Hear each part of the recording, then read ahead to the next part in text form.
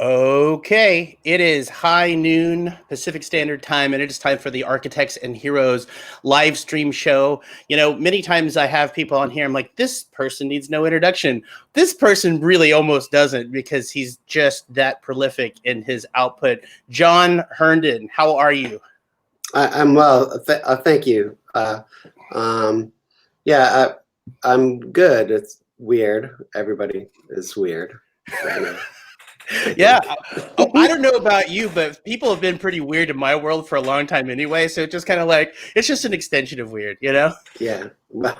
Yeah. How are you doing? I'm doing okay, you know? It's weird. Do you work at home these days? I do. And the funny part about it is like I've worked from home. I'm a I do a lot of freelance work in software so I've done that for years and years, but it's also required a lot of travel. And that's, completely off the table now. Yeah, sure. And so there are days that have gone by since this whole thing started where I haven't left the house at all. Yeah. And that gets a little strange. I was trying to fantasize that I'm like in a space capsule somewhere and that this is all training for when, we all go and drive our cyber trucks on Mars and the Elon Musk compound. I don't know. Yeah. How about you? How are things going? Things are okay.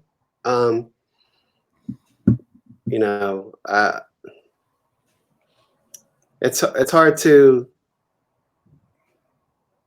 tell where all of this is headed. In a certain sense, it's kind of like I feel lucky that I have some, some art commissions kind of coming in here and there, and making a little bread here and there, but it's nothing. I don't know, man. It's very strange. I've been just trying to keep busy, and I have I've been like gathering some samplers and sequencers to try to have like a little tabletop setup for a while, and then have been offered some online live streaming gigs, and so it's kind of forcing me to actually get some stuff written and get a little bit get hands-on with the gear. So in that way, it's been fun and cool and strange and boring and lonely and exciting and stressful and everything. Yeah, no. I mean, I completely empathize with you because there's this whole, I mean, basically, it feels like the most low key apocalypse ever. It's like if somebody would have told me, it's like, so there's going to be a global pandemic and you're gonna buy all your shit online. It's gonna come to your house. You're gonna wear sweatpants. Mm-hmm. And you just look out the window because there's really nowhere else to go. Like it's just the worst apocalypse ever. Like I would much rather go into like, a zombie apocalypse, at least where you feel like you're proactive. The only proactive thing I do is like get groceries delivered to my door now, because I'm still working. So I feel incredibly, lucky about, that the fact that I can still work. But there's a huge paradigm shift, and I think when you work in the arts and touring has, been such a big part of your life and, how that unfolds, it's you have to kind of reevaluate so many different things. And for you as an artist and kind of being where you're in Los Angeles now, and I you've been here for some time, I know. Are you in LA as well? I am. Yeah. Okay. I'm over on the west side, actually. Mm-hmm. I'm in Eagle Rock. Oh, no kidding. Yeah. We should get the kids together after the plague is done. Let's do it. Plague play date. Yeah, we got a plague play date. It's funny. I feel like there's certain people that are artists and musicians and creatives in general that maybe wouldn't fare as well as others, and I feel like, you know, the hotline. All right. It's Commissioner very Gordon. Sorry, that's the bat phone. That's the second time it's happened during the show. I should consider like flashing a number up and do like a call-in show. Yeah. Sorry about that. Was so weird. It never rings. Like I don't even know who has that number. My kids actually are still sleeping, and they may run in here at any moment and be like, "Dad, where's the breakfast or whatever?" That's what we're doing, right? We're all in our space capsules. Yeah. You know, I want to shift gears a little bit. We'll definitely go into plague a little bit more, but you know, I think the through line here for me is that there are certain artists and musicians and people that are creative that I think might not handle sort of an unusual situation. I always felt like you as an artist were probably more better equipped to deal with sort of change. And in some ways, at least as an outsider, as a fan, as a big fan, actually, of yours, and looking at your output, whether it's sonic or visual, that you seem comfortable with some change and sort of that sort of shift. Is that a fair statement? I try. Geez, I'm a big fan, Octavia Butler fan. And she wrote those books, Parable of the Talents and Parable of the Sower, and part of that was this sort of interwoven religious aspect that this woman, first a girl and then becomes a woman, has this idea that of this religion she calls Earth Seed. and Earth Seed, like the basic thing is like God is change. It's not an entity, or it's just the aspect of change, because that's the only constant we have in our world, is that change is ever present. And I knew that long before I read any Octavia Butler. And I'm no like religious Earth Seed person or anything. I just thought it's an interesting concept anyway. But yeah, change,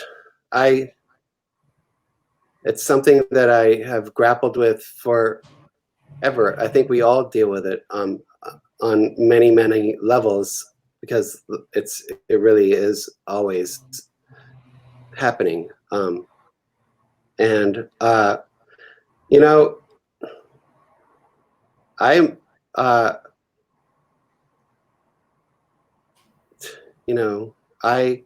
think I'm terrified of change, and on some level, but and then on another level, I always want to be learning new stuff and having challenging myself to just be in weird space, like uncomfortable place, like vulnerable spaces. And it's weird to just sort of like, now I'm gonna do this, or now I'm gonna do that, and maybe putting stuff out there before it's ready or whatever. But just the idea of like, do something and go and keep going and just keep going. You gotta do something, keep moving. I mean, I think you know, from your output that I've experienced, that it seems like almost an unspoken mission statement in some way. And I'm curious about, you know, at the beginning, sort of at the inception of what Tortoise is today, and you're one of the founding members of Tortoise, and how did all of that come together? Because I feel like, and again, this is just as an observer from the outside looking in, have always felt like there's this underlying organizing principle that's, while it's not overly stated, that you know, I mean, in a very real way, whether you like the term or not, you guys have kind of invented your own genre, almost, right? How did all of that sort of happen in the environment that you were in when you first started the band?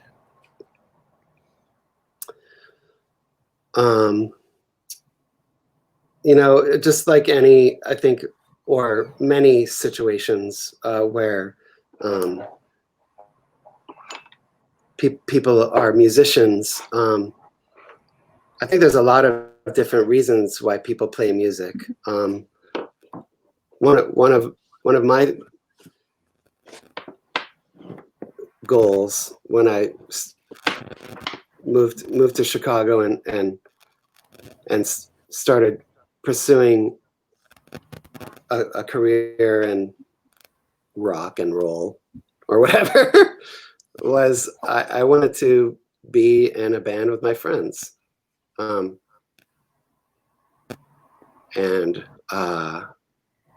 So, you know, I just tried to surround myself with, or I tried to hang out with musicians that I liked and that were nice people. And Doug and I were both in bands. His band 11th Dream Day is still performing and putting out great records still. But I was in another band called Precious Wax Strippings, and we had started to play some shows together. Our bands were playing shows together, and then Doug and me and another guy in the band just started hanging out all the time together. We just really got along, and we're turning each other onto music and rolling around on skateboards and just palling around. And that was like for a few years before we ever even started playing music together. But sort of the more we hung out and the more we discovered different things, we just thought it just seemed like a natural thing to like, hey, let's play some together. So we were really into lots of, you know, just when you're when you're coming up and digging into the past musical history, and it's very exciting. It's still exciting. It's just a lifelong exciting journey to try to learn about music. So we just started to play with some different people. We would have like these long jam sessions with our friend Michael Sergeson and another guy, Jim from Precious Wax Strippings, and Doug and I, and we would be like, let's play Africa Brass, you know, like Coltrane Africa Brass, and just like on guitar, and just like have like a 4-hour jam session. We would just play that or whatever. But you know, so it was but you know, we at first we were like, this will be just kind of a fun thing on the side, and we started writing some songs, like it kind of boiled down to like Doug and I just really wanted to play together. So we just were like, well, we can just start a band just as a duo, because, you know, like there was lots of things like that going on. I worked at a bar, and Dose played a gig at the Rainbow Club while I was working, and you know, there was just people were in the punk rock scene and in the improvised music scene, which was huge in Chicago, were kind of collaborating, and there was just all this different stuff happening. And so we started writing songs. We got asked to lend some music to like an Alva skateboard video our friends were putting together. So I think like the very first Doug and I playing together available to the public music was on an Alva skate video. That's so rad. Which is weird, right? That's awesome. No, are you kidding me? That's awesome. Yeah. So then we thought, let's try to make a recording.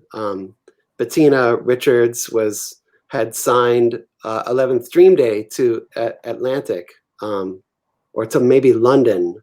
I think London Records. She was working for London at the time, and then switched over to Atlantic. And I'm not sure how that worked, but anyway, Bettina was working for a major label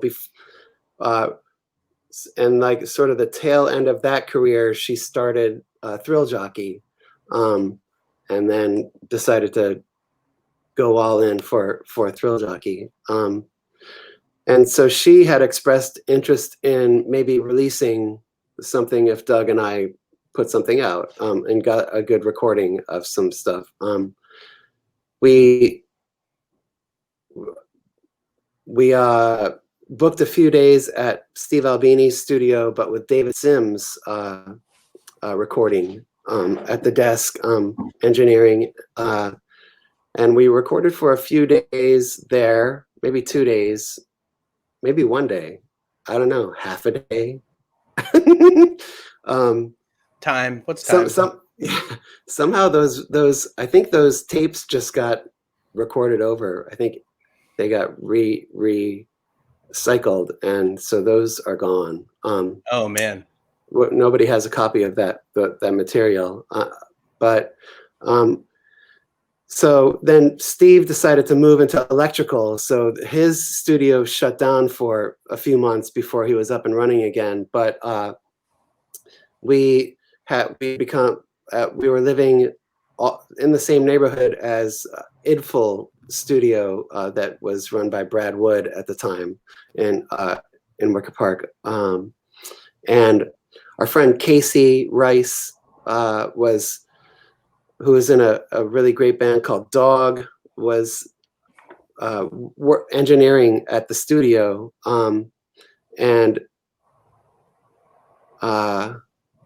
he was like, and so anyway, we were all just kind of, Idful was a real like central, it was where I would just go and hang out on the couch like every day. I would just go and hang out at the studio, and sit on the couch and, I don't know, like drink their coffee and talk shit and whatever. Like, but they were cool enough to just let me do that.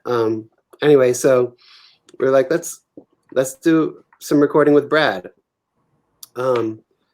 And we had booked these days, and then Doug had become friends with Bundy and John. They had started hanging out, and like, or had met each other a few times, and they liked each other, and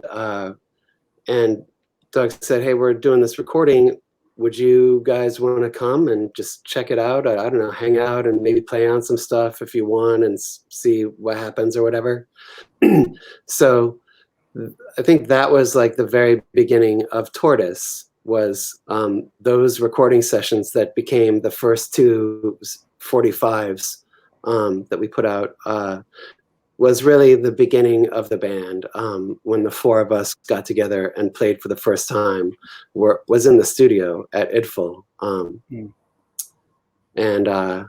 we did the recordings, and it was just really fun and exciting, and to connect with John and Bundy, and then not long after that, Dan Bitney had moved from Madison, Wisconsin, and I was like, man, we should get Dan in here too, because the dude is such a bad dude. We got to get him in here.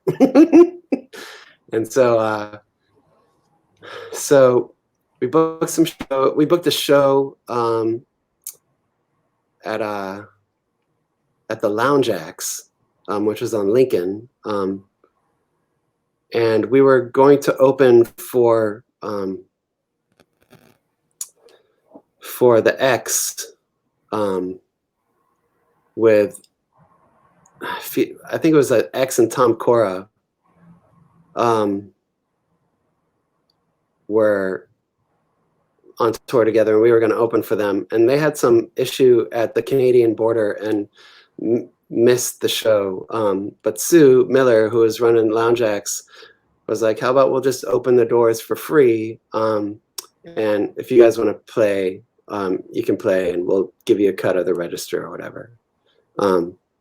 Or not, I don't even know. I think anyway, all of our friends packed the place, and we played our first show, and it was really a gas. So we just kept going. You know, it feels like it was like a very organic thing, and that it was already happening with a group of musicians there in Chicago that were collaborating with each other and sort of all kind of gelling together. And, you know, was there ever a discussion? I just want to, this is Jennifer just put a comment up. She's like, say something bad about post-rock. So that's it. There's my bad thing. I just said, I mean, did you ever, I guess to me, you know, coming together to play, because I know I've talked with different, you know, members of the band at different points, and everyone has, you know, it's slightly, you know, has different opinions about it. But the term post rock, I mean, I know it's really just an excuse for journalists. It's like, I don't know where to categorize this. I don't know if to put it in the jazz or the rock or whatever. So we're gonna dub this post rock. But there's something there has to be something somewhat satisfying that people who observe and interact with your music literally had to come up with a whole new genre. And this is, you know, something that's a little less prescriptive in terms of the band. Was again that thing where I always had felt like there's sort of an almost like an unspoken manifesto when I sit down to listen to a new Tortoise record. My expectation is that it's going to be different than what I heard before, but there's going to be a through line. There's going to be something so specifically unique and almost like a fingerprint of what the band does that I would know it even if I heard it, you know, and not knew who it was playing, right? So it almost feels like there's some kind of cohesive organizing principle around that. Is that a discussion that you guys ever had, or was it just from experimenting and kind of being, you know, the ones to kind of get there first, I guess, in a way? No, there was never a discussion about any conceptual ideas about how the band should or would sound. I think probably like when I think of what I hear or what comes to my mind when you say that there's a fingerprint that runs through the sound is just the sound of the five of us playing music together. It's like, you know, whatever chemical reaction happens when five people get together and play instruments. There's a certain sound that is going to happen. And when you remove one of the elements and you replace it with a different element, the sort of chemical reaction changes and it can have a different sound. But we all sort of just have been playing together for so long, that's what the band sounds like. Even if we're playing, you know, more punk rock kind of sounding stuff, or hard rockin', or more like on a delicate side of things, or I don't know. I think it's just the sound of us playing together. And it sounds like it's always been really collaborative, because I know that there have been personnel changes over the years, and you've brought people in and you've collaborated with people. And you know, the tentacles of the band are widespread, right? Just in terms of like, I at one point I got stoned on the couch and I was drawing sort of like the tortoise family tree of like all the different bands that you guys play in. And Cool. you know, yeah, maybe if I do a decent drawing of my, I mean, I do a lot of like diagrams anyway for work, so it's just very natural. But Yeah. it's like you start to look at the universe of all of the different like solo projects, collaborations, bands where other people have come in and played with you guys. It's pretty staggering, and it's all sort of from that Chicago core group of people. You know, in terms of you know, we fast forward from, you know, the beginning and the inception of Tortoise to now doing, you know, what you're doing with your solo work and other collaborations. Are there any other artists or musicians that you're currently collaborating with on projects? Am I collaborating currently with anyone? No, not really. Yeah.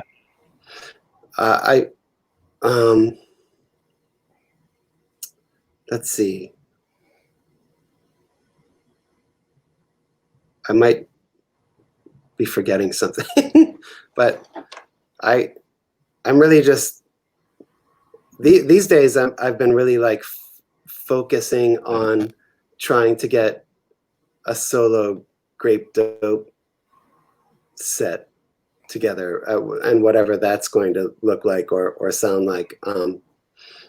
I thought it would be cool to start a Grape Dope band with a couple of friends, just to spread the work, the job, you know, the playing out to different hands to make it easier, and funner.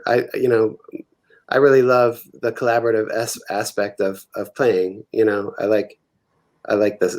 I like everything about playing with people. I've been trying to get the solo gig together, and it's weird, you know, like at one point I was like, oh man, if I could just get like, you know, this drum machine and the sampler and the sequencer, and I could just rock shows. And I started to do it, and it's fun. Man, it's really, it's, you know, just like everything, it's good to put yourself into a weird space. But it is. Didn't you just do a live stream show of a Grape Dope set recently? I did. Yeah, I saw part of that. You did a live Instagram thing, right? I did, yeah. I love that. Records. So good. Yeah, that was so good. Yeah. Thanks. So it's kind of like that. And it's, you know, playing the show is fun and exciting. And maybe if I was doing more of that, but I always feel like I'm just kind of learning the instruments all the time. You know, so it's such a like steep learning curve. Whether I got like, you know, an Electron Dig Attack and like some, you know, some other stuff. So, and, you know, programming and trying to get it going and kind of like falling asleep because boredom and while doing it, and then like, getting frustrated. But I think it's going to be cool once I sort of get it more together. But yeah, that's all I've been doing these days is just trying to figure out how to play solo. Yeah. And I think it's a good time to figure that out because ain't other shit going on. So, and this is what was you know, we talked about this a little bit off camera, but I got exposed to this record, Missing Dragons, when it first dropped by Dave Ajou. What's up, Mark? And I was blown away by this record, and I remember just being really the combination of sort of like, you know, bringing in different collaborators and sort of bringing in an MC and sort of, you know, and just how far out and trippy this record was. But also really kind of fit within sort of a framework of more of the psychedelic electronic down tempo-y stuff that was coming out in that time. You know, it came out in, if I'm not mistaken, in 2003. And here we are in 2020, and that's a was there any other material that you recorded as a Grape Dope that came out between those two times? Because Backyard Bangers is the new full-length record that's out on the new Danger Bird imprint, right? Yes. A few remixes here and there, but nothing from myself. I think I had a MySpace page that I put some stuff on for a minute. And I have like a really sad SoundCloud page that has like 3 things on it that have been on there for like 3 years or something. But no,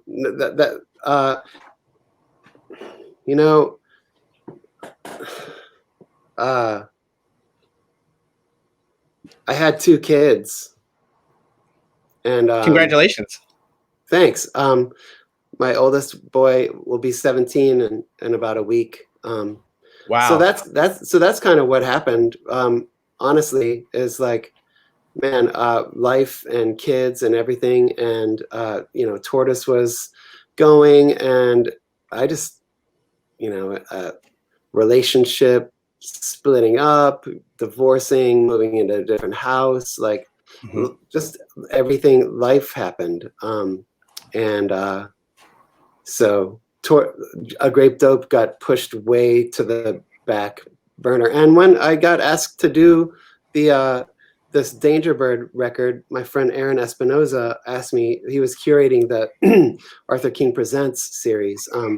I thought first about just putting it out under my name, and then I thought that it might be nice to just rev up a Grape Dope again.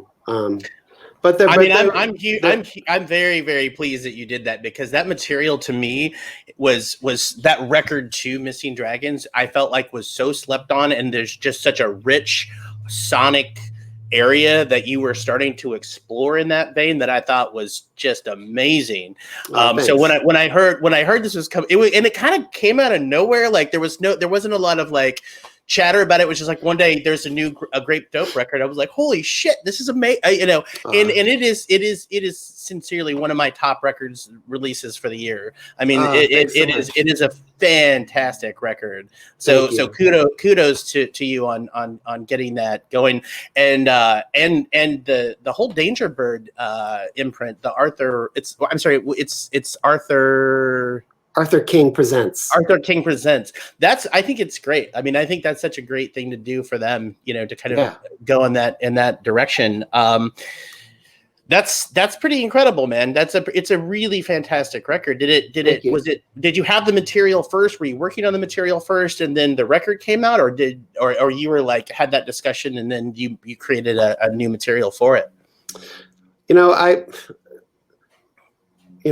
I kept my hands busy. A lot of what may have turned into a Grape Dope material just became Tortoise material. So I kept writing. I have a couple hard drives full of just bits and pieces, but really just like nothing much. I would just like start something and then kind of, whatever, put it away and start something else. But there was maybe one, I think I can't remember the title of the song, but one of the pieces on Backyard Bangers had been written before I talked to Aaron about doing a record. But also like sort of right before Aaron asked me, my friend Lori Sacco in New York put a record out and then was doing and then asked some people to do remixes, and she asked me to do a remix. And I was like, oh, damn, I haven't done that in so long. And I had just happened we had moved into a new house that had like a converted garage sort of / basement. And I was like, I could set my stuff up in here and maybe make some music. so I did that remix, and then I was like, man, maybe I should do like a. It was kind of all sort of happened at the same time. Like she had asked me, and then I was like, oh, maybe I could do this again. And then sort of right after that, Aaron was like, hey, would you want to do a record? And I jumped on it. Yeah. I mean, and it was so rapid to go from like, you had this hiatus of 2003 to 2020. You put out the Backyard Bangers record, and then almost like within a few, what it was like 6 months or so, the remix record came out as well. Yeah. That's so rad. Are you going to continue to start working on material as a Grape Dope then, and is it just you're going to navigate that as it comes? I'm absolutely working on new material, for sure. Yes, I want it to be a regular part of my days. That's really good news. I just dig it so much, and thank you, man. I'm curious about your creative output, not just as in a band or your collaborations or just what you do musically, has also really included visual art. It seems like a very integral part, especially with the Grape Dope. It seems. I mean, you also did the cover for TNT, and you've done artwork, and you've got videos that you've done as well. The stuff that you do is rad. But I'm curious, like, I'm always very fascinated with how someone's output as one kind of a creative or one kind of an artist impacts their other work, or what the interplay is between that. And I'm very curious about your visual art and the work that you're doing visually, because I know that's, you did the album cover for I believe it was the most recent Prefuse 73 release. Yeah. You've done, collaborations with a Quiet Life skateboard company where you guys have done material together. And then, I see your the stuff that you do, and you also do tattoos, which is like, that's awesome. That's just crazy. But what's the interplay between what you do as a visual artist and what you do, as a musician? I think it really comes from skateboard culture, and how, and skateboarding and punk rock culture, where, it's things were like, do it yourself, make a zine, put on some shows,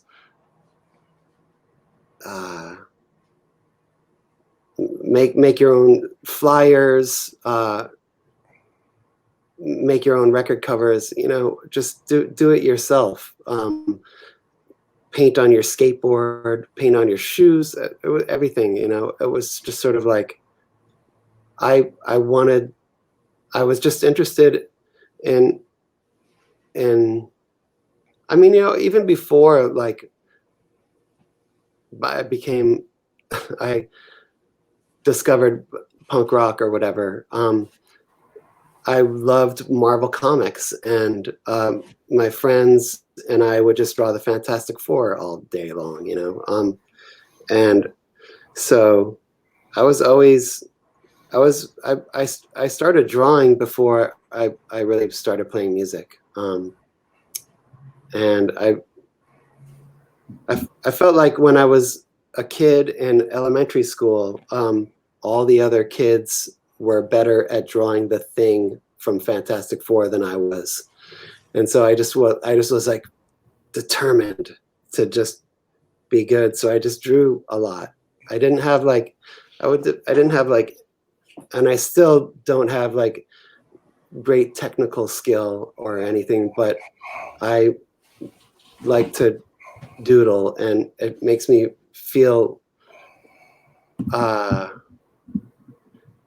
at ease somehow while I'm doing it.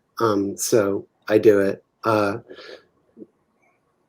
because I just love to make shit look cool.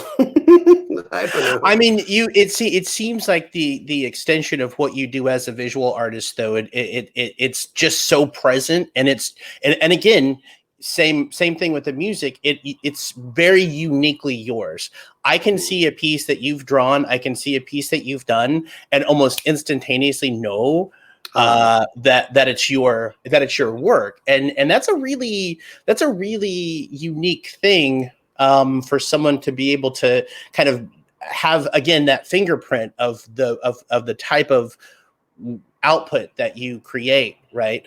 And I'm curious, are you still doing the tattooing at all? I haven't tattooed in about a year. Has that just been pandemic related, or it's just not anything that's been on your radar? Oh, that's a deep conversation. I want to tattoo again. If I say that it terrifies me at the same time, then my friends who are tattooers might, if they're watching, they might be like, frown at me. But I first started tattooing just at my house. I had a friend who had tattooed me several times, and they had only ever worked out of their house. So I thought that it would be a cool thing to do for people that I was friends with. We could get together and like hang out in the kitchen. I would clean everything real well, and we would make tattoos. We always sort of did things really by the book. Everything was as clean as it possibly could be. Barriers, gloves, everything, like only using like one-time needle. Everything was, I was trying not to be like a scratcher, awful, like someone who is going to hurt somebody. I wanted to be caring and loving and give people something nice. And if we knew each other, it'd be like, oh, you want to come and get a mark from me? That's amazing. So I'm going to try to do the best I can. And then I started doing it, and I was like, oh man, this shit is hard, and it's very permanent. Mm-hmm. I mean, it doesn't, whatever, you can get stuff removed, but it's not easy. It's the craft itself is it's a very difficult and precise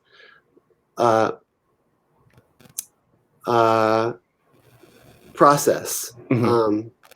So then I thought, if I'm going to do this to a level of skill that I feel comfortable with, I should maybe work at a shop, and learn from people, be around people that are doing it, and see and pick up ideas. I was reading a lot about the history of tattooing and trying to do a lot of research, watching all the YouTube videos, reading books. And just drawing a lot of flash. I really love the idea that, like, I love going into a tattoo shop where people that work there care about painting. That's, I think, one of the aspects about tattooing that really grabbed my attention and wanted me to get better at it, was the like making flash pieces and painting. I love the spit shading. I love the color work. I love everything about it. And when you walk into a shop and you can see like floor to ceiling and on the ceiling and on every panel piece and in the bathroom floor to ceiling, there's handmade work by the people that are working there. It feels like a temple or something, it's like it creates a real beautiful energy. So I started taking my work around to different shops, and most people, I was like in my mid 40s, and most people were just kind of like, yeah, old timer, just go throw your tattoos in the garbage or something. Oh, or you really? know, no, I mean, some people wouldn't look at my stuff. Some people were nice, you know. But then my friend Max Brown, like I not now my friend, he looked at my all of my I brought like I would bring a stack of flash, you know, whatever, 30 pages of flash or something. And so I'd be like, I'm not just playing around here. I got the shit and I'm trying, you know, it wasn't very good or whatever, but at least I was doing it, you know, like just trying to draw. And I think Max saw it and he was like, oh damn. And then a couple months later, he left the shop he was working at and moved to another shop or started his own shop. He was like, hey, do you want to come and work at my shop, my new shop in Chicago? But that by then, and then like the week before that, my kid's mom was like, I want to move to Los Angeles. And we have joint custody of our children. And so she was like, the only way I can do it is if you'll move to Los Angeles too. Otherwise we got to like figure this custody thing out again, whatever. And I was like, at that point I was like, I don't know if I'm going to get a job at a tattoo shop. I'm kind of spinning my wheels. I don't know what's up. Like, it seemed like, you know, Tortoise puts out records every 7 years or something. And more we were not touring, you know, more and more it was like, you can tour for a little bit on a record and then, but we couldn't do the stuff we would had done in the past, which is like put a record out and then tour again and then tour again and tour again and tour again and kind of string ourselves along for like 5 years playing like little gigs here and there. That just wasn't working any longer. It didn't seem like a or it's sustainable. It's just, you know, it is what it is. It's a grind. It's a grind for sure. Jeff Parker had essentially moved to Los Angeles, although he still kept an apartment in Chicago. And I just thought, man, if Jeff can be out there and make it work, I can go out there and maybe it'll be something new and fresh and inspiring and I'll get a gig at a tattoo shop or play more music. I don't know. I was just like up for a change. And then a week after I said, yes, I'll move to Los Angeles, Max called and he's like, you want to work at my new tattoo shop? So I did stall moving out to LA and I worked at his shop for a few months because I wanted to just soak in as much as I could before I came out here. And then I moved out here and I worked at a shop for a little while and I realized that the difficulty of tattooing whatever somebody wants that's walking in off the street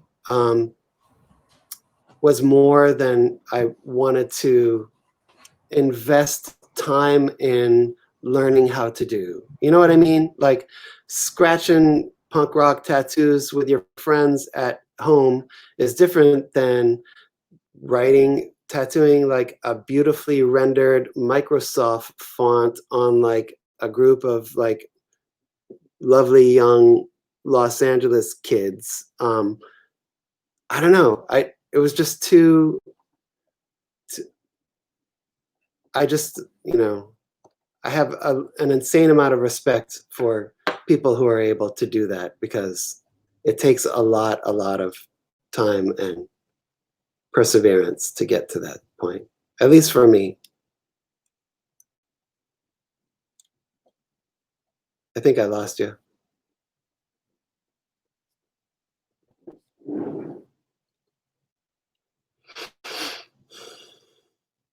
Hi. Everyone can see and hear me at the show, but I only see myself.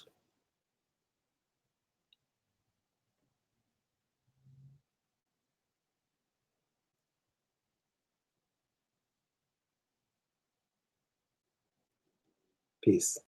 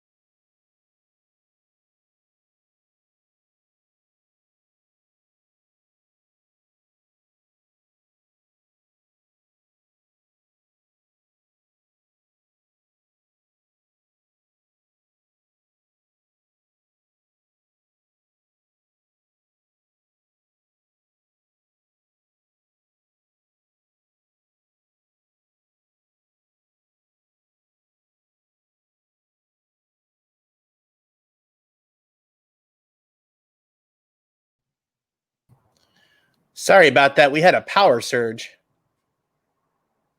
Weird. That was so weird. The whole building just went kind of Oh, punched whoa. down. So Crazy. I caught up to the point where I don't know, man. It was long-winded. Sorry. No. I'm glad it's still going, because that way there's not going to be a big break in the archive tape. Shit. Okay. Yeah. Okay. So so basically the tattooing might still happen in the near future. I mean, all I'm going to say from my vantage point is, like, I wanted to reach out to you and get one of the coffins, the RIP VIP pieces. Mm-hmm. I would think that, like you said, the on demand, I want this particular thing or whatever. I don't know, man. I feel like people would come to you for your particular style, for your particular thing. You know what I mean? Well, I mean, I think that if you like that, that happens very rarely in in a successful tattooer's career path. Like most people, you got to do whatever people want, and you have to be Right. very skilled at doing lots of different styles and rendering them with a tattoo gun on a person's flesh, and it's not easy. No. So enough respect to people working at that gig, because it's hard and it's terrifying. And people are amazing at it. And not only that, but there are 2,500 registered tattooers in Los Angeles alone. So there's plenty of tattooers to choose from. Getting a niche market is just not likely. I want to be, and as for better or worse, I want to be a musician and an artist, and I want to tattoo my friends in the garage. Well, let me know when I can come over, and I'll come to your garage, and I'll get a piece done. I'm serious. I'm very serious. Okay. We'll document the whole thing. We'll do it. We'll do the whole thing for a show. After the plague. Post plague or post injection. I saw a couple of comments here. I just want to point this out. There, Anthony Anders wrote something here that I wanted to mention. He said the pic of J Machine on the back of the Precious Wax single is one of my favorite punk pics ever. Oh, wow, so, that's funny. Yeah. I liked him. I'm not really good at sort of reading the comments as things are going, so I'm just like, yeah. I guess I don't see him. Yeah, well, they're I see him now. Different places. Yeah. There you can see him. And it's just really it looks like, yeah. My girlfriend's pointed out. She's like, it looks like you lost your Wi-Fi. I'm like, I'm just, like I said, I'm just glad that you were still in the mix when things powered down here. It was very weird. One last thing, and then I will let you go. But how are you? How have you been holding up during this whole crazy pandemic situation? I mean, it's the wait. It's been a roller coaster, Yeah. Someone described it as the most boring and loneliest and stressful roller coaster ride of all time. Mm-hmm. It's just kind of been like that. I don't know. It's not very different than my day-to-day work life has been for the past several years. I usually just kind of work by myself in the garage. But I know several people who have had or have the virus now, that are close in either proximity or like relationally, and so that whole thing is very strange. Just sort of like what's it feels like it's around any corner now, you know. I don't know what's, and I still go to the grocery store, you know, and I don't know. I'm really just trying to stay busy and Yeah. and keep working on shit. Absolutely. Yeah. Well, John, I can't express my gratitude enough for having you on the show today. I've been a fan for a very, very long time. And like I said, that record, the Backyard Bangers record is one of my top records for the year. It's a fantastic record. And I really look forward to hearing more of your output. So thank you so much for coming on. I really appreciate it. All right. All right. Take care. Be safe. Ciao. All right. All right. You too. Take care. Thanks. Ciao. All right. Bye-bye.